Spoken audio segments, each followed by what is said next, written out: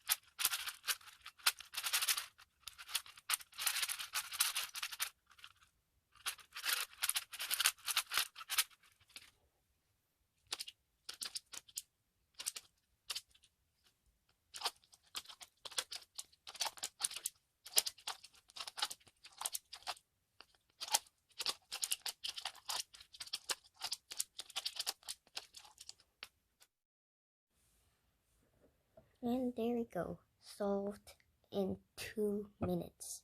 Wow. I did get a PB single for this one. That was awesome.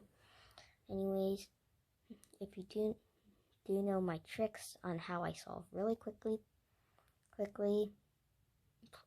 please comment below.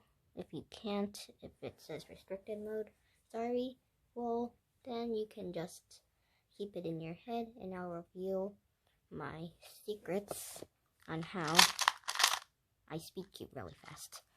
Anyways, if you want me to do that, please subscribe and like. Let's reach for 5 likes. Only 5.